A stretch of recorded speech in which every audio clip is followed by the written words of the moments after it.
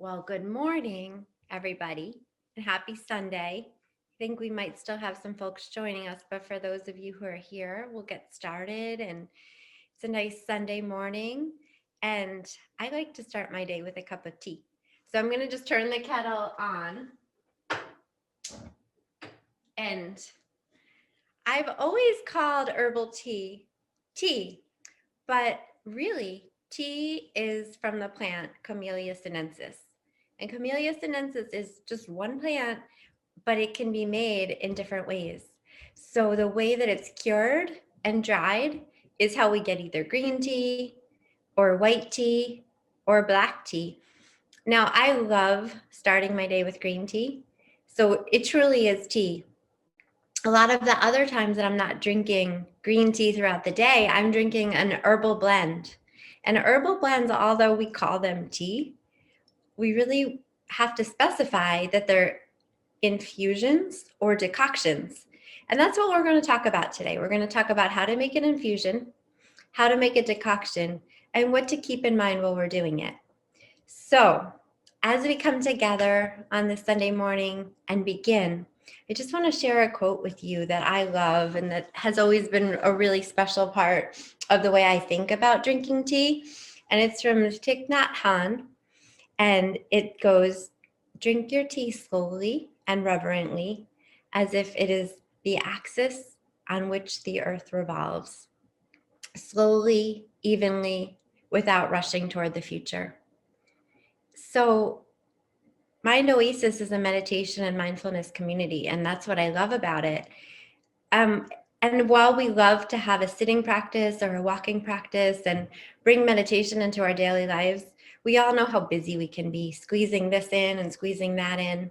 So if we can take every moment as a meditation, then that can really bring our whole lives into a more balanced place. So starting the day with a cup of tea is a daily meditation for me. And thinking about it in the way that Thich Nhat Hanh says, as I take each sip and savor it, it really feels like a meditation for me. And I invite you into that practice, and I invite you to join me in that mindfulness for this half hour we have together this morning. So thank you all for carving out a little time to be here with me. And we're going to just start talking right away about the different types of herbal tea. So first, I just put my kettle on. It's going right now. It will whistle when it's ready. We're going to make an infusion.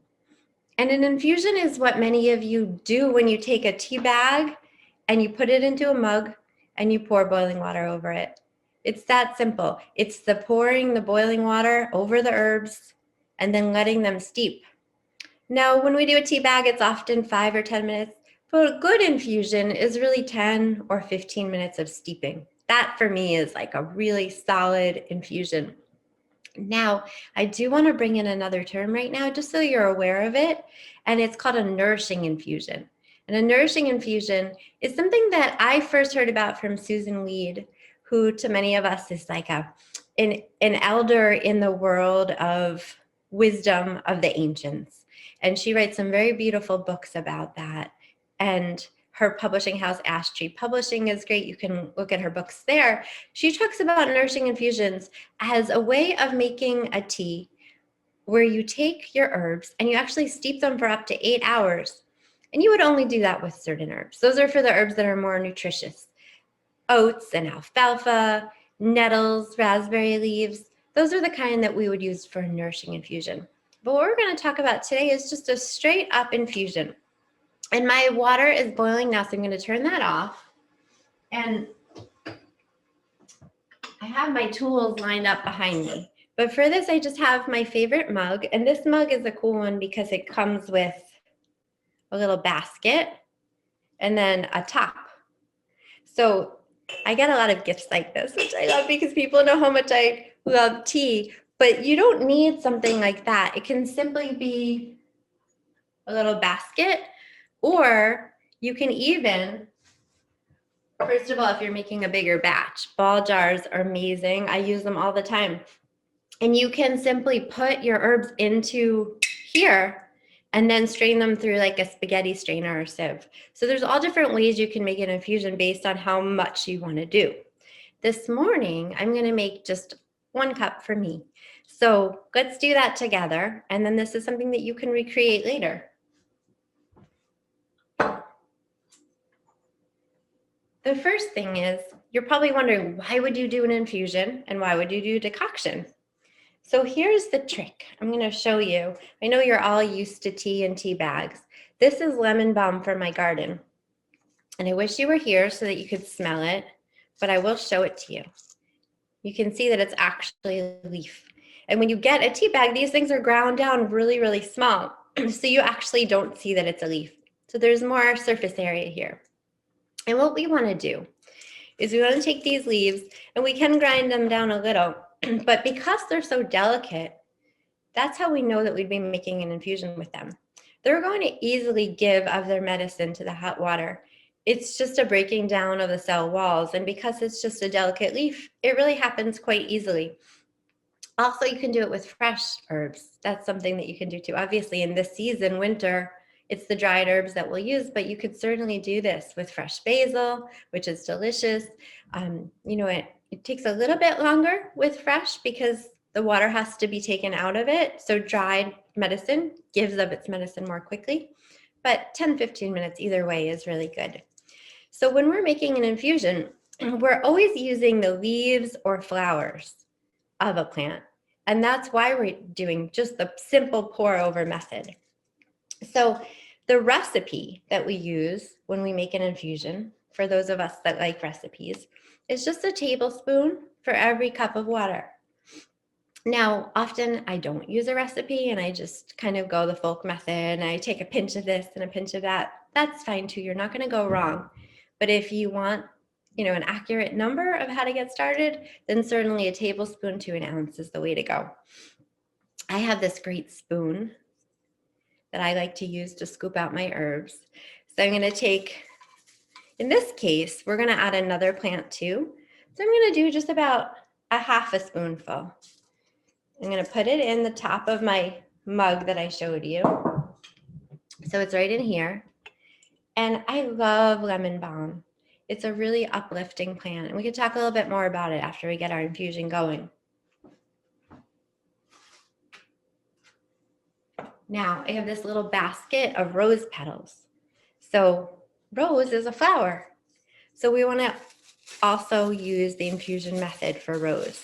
So I'll take a spoonful of the rose and I'll add that. And I think we'll make our teas today. And then after we make them, we can talk about what we use each herb for so that you have a background on that.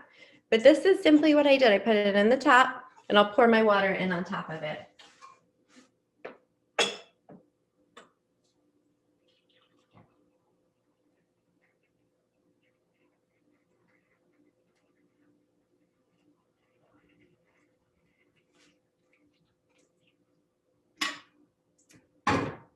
So now that that's full, part of the joy of herbal medicine is that we want to capture that aromatics, the fragrance of the plant. So I'm going to put this on top. And that will just capture everything that we need to capture there. So that way you don't lose any of those aromatics off into the air. And I'm realizing I need to get out a pot so that we can do the decoction. So 1 second.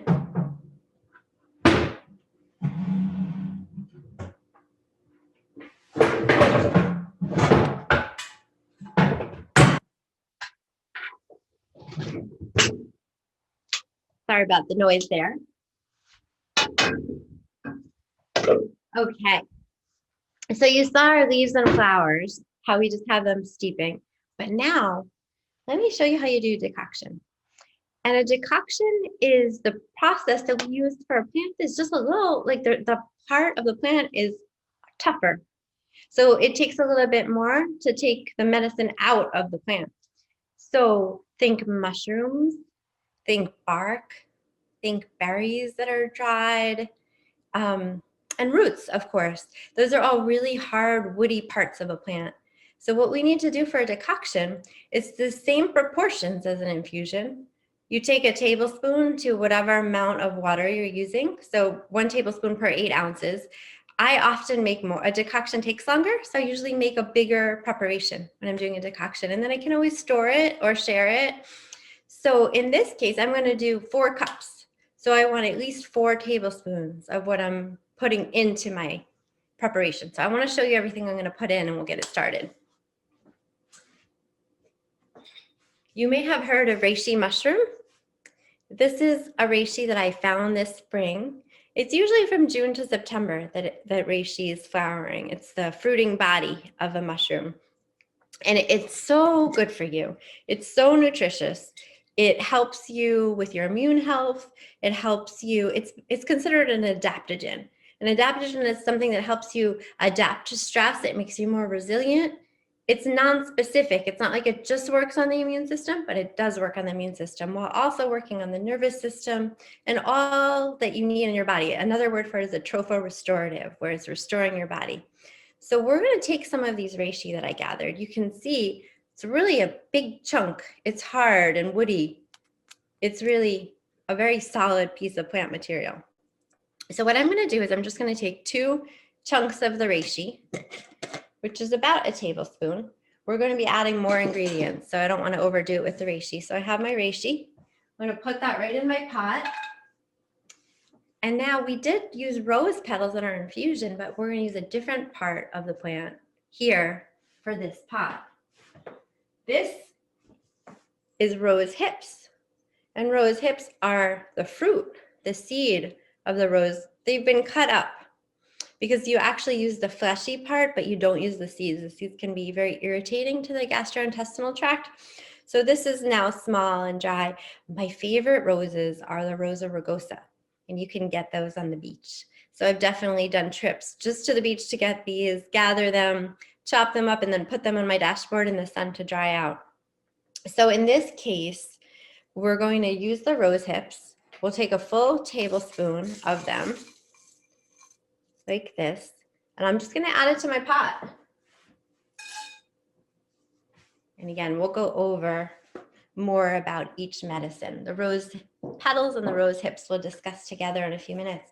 But I have a couple more ingredients I want to add to this decoction. And the decoction is much more of a witch's brew in my mind. And it just simmers and steeps. I'll tell you how you do that. And it's something that can be done even if you're using a broth. So sometimes I'll make soups that are decoctions, and I'll put my medicine in the soup so that I can get my kids to get the medicine they need. I'm sure that everybody has heard of elderberries. They're kind of one of the superstar herbal medicines, and people make syrup of them every year, and they're just a wonderful, wonderful little berry. They're tiny. We use a lot of them, and they're great for the immune system. So they have a beautiful color in the decoction when you cook them. It's like a purple color. I've even dyed scarves and things like that with elderberry because it's just such a gorgeous color, almost like the color of my dress. I should have put my elderberry scarf on to go with it. But we're gonna put a tablespoon of this in. I'm actually gonna add a little bit more because with COVID and with all the colds and things that come in late spring, elderberries can be really helpful. I will say that with elderberry, there has been research that it's best if someone does get COVID to stop the elderberry once it's diagnosed because it can overdo the immune system, which is a little bit of a problem with COVID where this cytokine storm happens. So we don't want to use elderberry during COVID, but it's a wonderful prevention. And it's wonderful, wonderful for the flu. We haven't seen a lot of the flu this year, but it's great if you do have the flu to use elderberry. And it's always good prevention all winter. Great medicine for kids. It's tasty. So we put that in there with our reishi and our rose hips. And now we have one more ingredient. I love these little baskets. They're perfect for my ingredients. So this one, my rose fell in there too, but there's pine needles from the pine tree. And pine needles are really, really wonderfully high in vitamin C and antioxidants, and they're tasty. So what we're going to do is add a good amount. I'm going to go, because it's hard to measure these needles, but again, needles are a part that would need to simmer. So we're going to take a good chunk of these, and I'm going to put them right in our pot. It just looks like this, kind of a combination of needles and mushrooms. It's hard to see without spilling, but it looks really pretty. And I have my 4 cups of water measured out.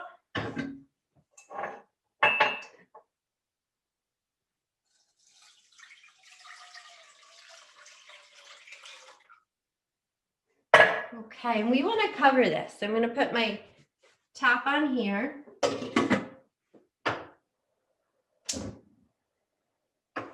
Great.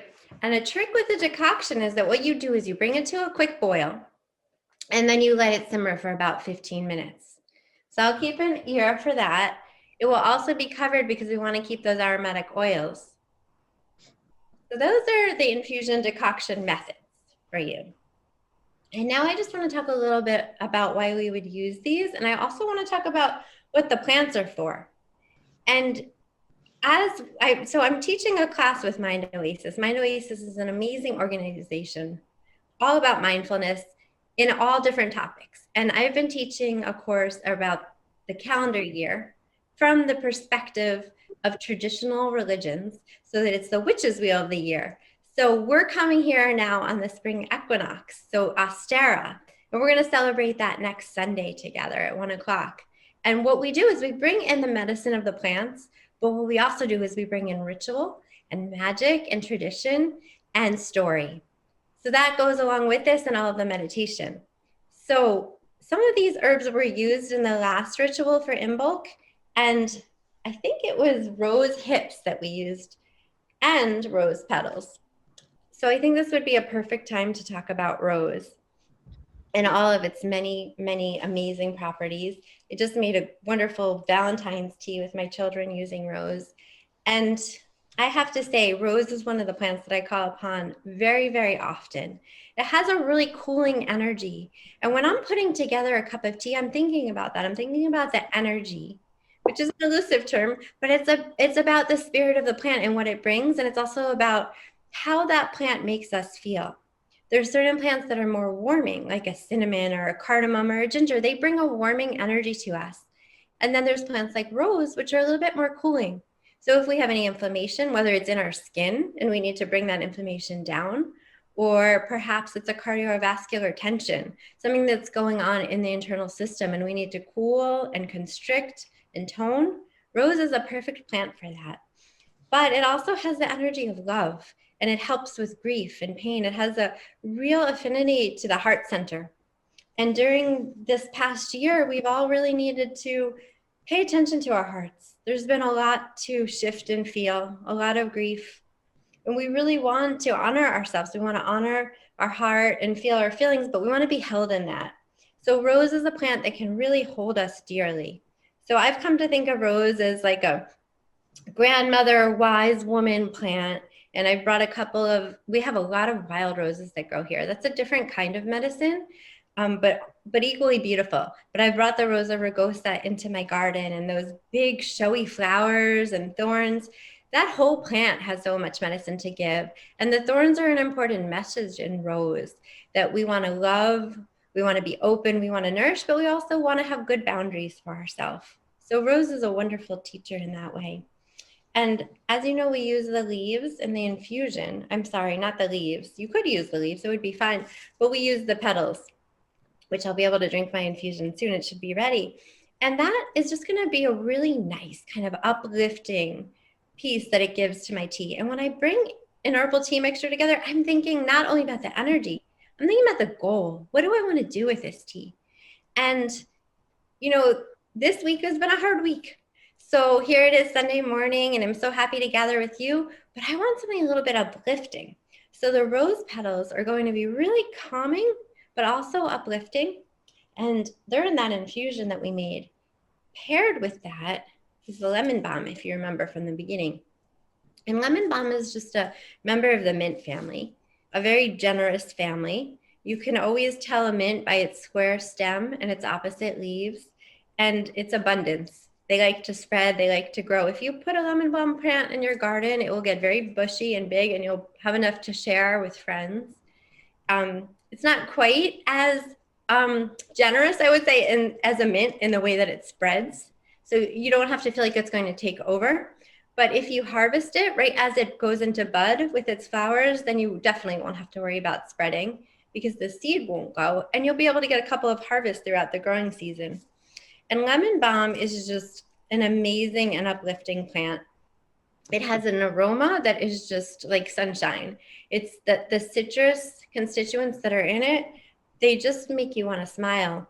So I use it a lot for people who are experiencing depression or anxiety. So it has that kind of heart opening, calming, and antidepressive feeling to it. But not only that, it's an antiviral. So it has this really medicinal quality where if somebody has a cold or if they're fighting cold sores, you know that lemon balm can help. It's just a broad spectrum antiviral, and it can be a wonderful way to help work with any kind of virus that you're dealing with. It was one of the things that I always gave my children when they had fevers because it safely fights a fever and it helps fight the germs that are causing the fever. So lemon balm and rose are in that we have. So we have those two. And you are not on mute. If you can mute your computer. I don't know if that's something we could do from here or not. We can look into that. But can I call you back on a Zoom call? My niece is doing these tea infusion.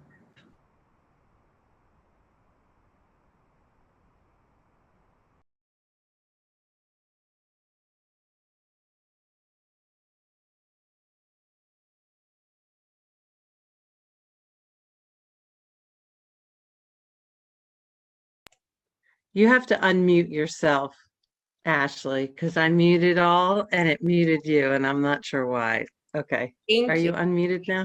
Okay. I'm muted. Okay, so what I was just saying was that we have the lemon balm and the rose in that mug. And when I went over to get it, I saw that our decoction was already boiling. So that happens very, very quickly, that it boils like that. So I turned it down. We'll let it simmer for about 15 minutes, and then that will be ready after our call ends. But now you know how to do that. I'm just going to keep an eye on the clock. 10 more minutes. I'll turn my decoction off and I'll strain it. And what I'll do for that decoction, this, because it fits right in top of the ball jar. I'll just put this in the sink, put that in there, pour the decoction in, and then I'll have it. If I don't finish it by the end of the day, I'll refrigerate it. It will be good for about 3 or 4 days. So that's your decoction. Very simple.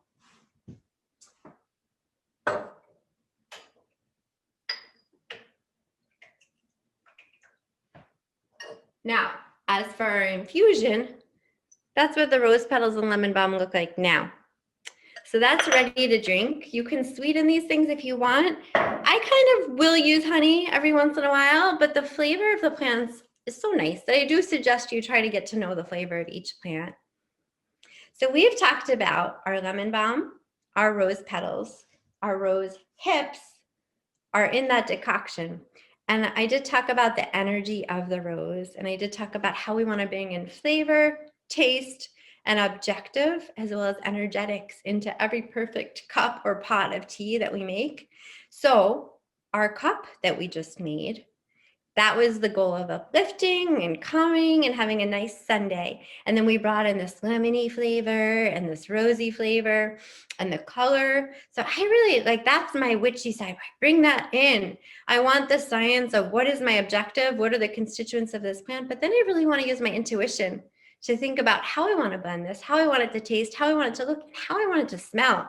Because so much of using tea for medicine and meditation is how the senses are affected by it. And that's a gift that we can't get from a pill in a bottle. You know, this is something that comes from interacting with the plants themselves, and they have so much to offer. I love them, and I love that you're here to learn about them. And I invite you to let me know about your experiments, your teapot experiments, your adventures. So definitely let me know after this. You know, be in touch. Let me know what your first pot of tea or cup of tea you do after this class is. And we'll just end with a couple of more little tidbits about the plants we used. So the rose hips, these are the ones that are really going to fight virus and build the immune system. So if you're wanting to do something in the winter to just keep your vitamin C levels up without taking a pill, then the kind of decoction that we made today that has the rose hips in it and the pine needles, then you're just giving yourself so much vitamin C. And if you add cinnamon to that, it will bring it into your body and really warm it and help get that medicine into the places that it needs to go. So, we know about all berries, blueberries, blackberries, raspberries, strawberries, elderberries, rose hips.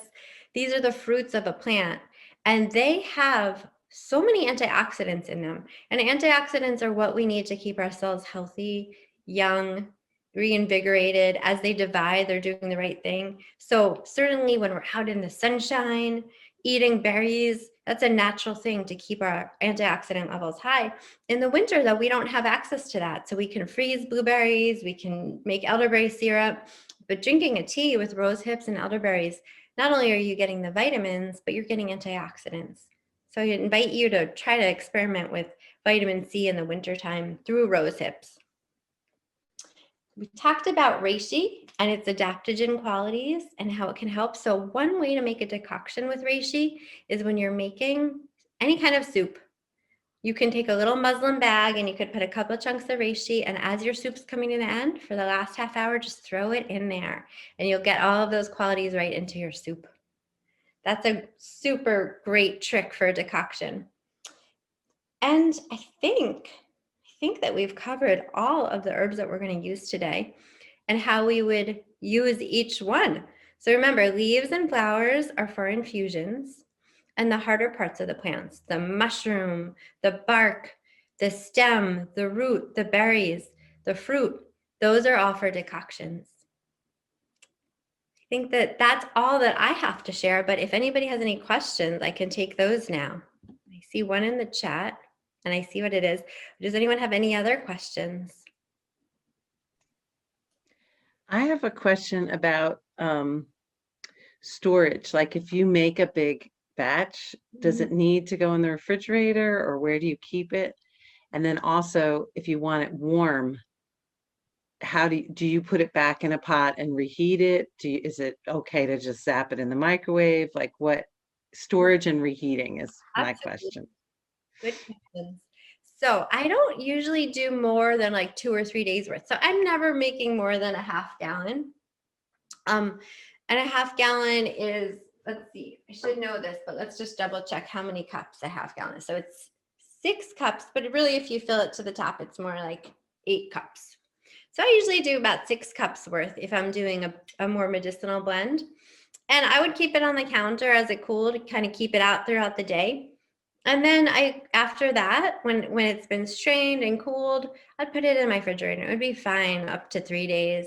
And then I'm very anti-microwave. So I don't even have one. I just put it right into my saucepan, into a little pot on the stove, and just reheat it as needed. So you can just reheat as you want. So once it's made, the hard part is weighing it out or, measuring it out, bringing it to a boil, letting it simmer. Although this one's almost done. I'm going to turn it off now. And the easier part is just kind of warming it. So once you have it made, then and especially when I'm doing protocols with people where this is part of their healing process and it's giving them the medicine that they need, then I tell them just make 1 or 2 of these a week. And then the medicine is making it because we're so intentional about how we do it. And then just warm it up and you don't have to spend as much time each day doing it. And you can drink 2 or 3 cups a day, and that would be 2 days worth in a jar. Okay.